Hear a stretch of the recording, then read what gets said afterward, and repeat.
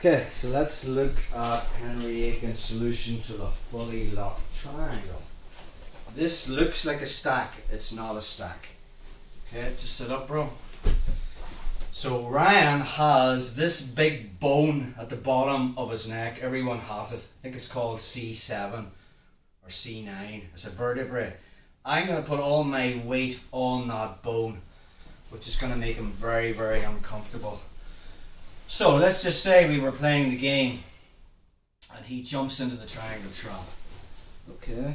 Notice the way now he underhooks the leg and then starts getting into the triangle position.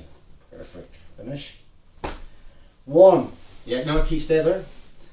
I don't stay on my knees. The first thing I'm thinking about is he wants to bring this arm across. Okay. I'm just going to find that far collar. Now it looks as if I'm giving him the armbar, but we'll take a look at that in a minute. My second hand is going to come to the mat beside my fist. Keep your triangle locked, bro. And now from here, I just lift my knees off the mat. Now it looks as if I'm stacking, but watch. I'm going to cut an angle and basically put Ryan on that vertebrae. Now watch from here. Now all the weight's on my fists, my head's coming up, and I'm arching my back. That's all I'm after there.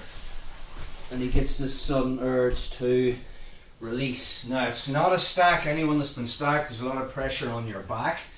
This is not a stack.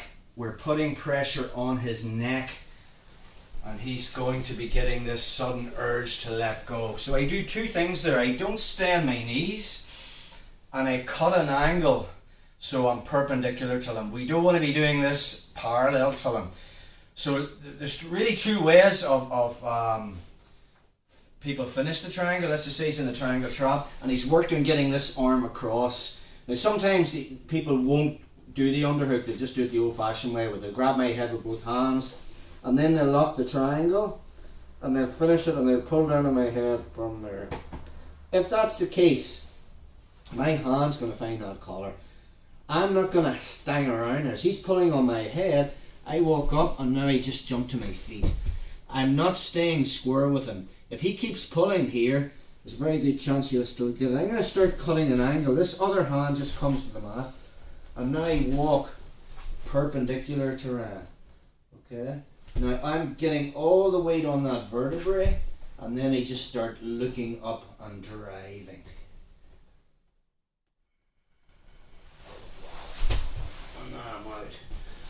Now, whether he does it, let's scoot this way, bro. Whether he does it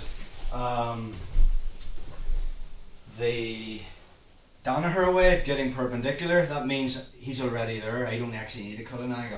So if we're in the triangle trap and he underhooks and cuts that angle, all I'm focusing on is just basically coming to my feet. He's cut the angle, so I don't need to go there. So now from there, I just put the weight on that vertebrae and basically start looking up. And he gets this sudden urge to open his legs. Now from there, my arm is susceptible to the armbar. But if he goes for the armbar, it's not a good one whereby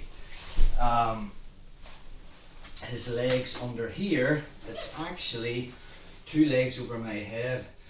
Now, if I get into this armbar position, if I can make my head disappear, there is no armbar. So that's what we're going to do. If he switches to the armbar, if we go for this escape, we'll just take a quick look at that. So say we're here. I have missed the preliminary escape. He's got into the triangle trap. Maybe from here, before I could even work the threat of the triangle trap, stopping that by opening his legs or before he grabs his shin, he's now immediately underhooked and basically fully locked the triangle. So from there, that harness and the collar, it looks as if I'm going to get armbar. So the minute I'm here, and now he switches to the armbar. Now it looks from here, just hit it, bro, I'm going to get tapped. But watch, it's my head that's actually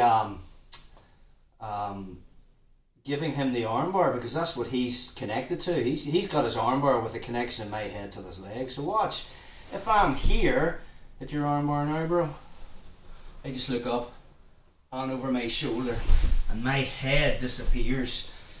His back of his knees is connected. Let's go back to that again, bro.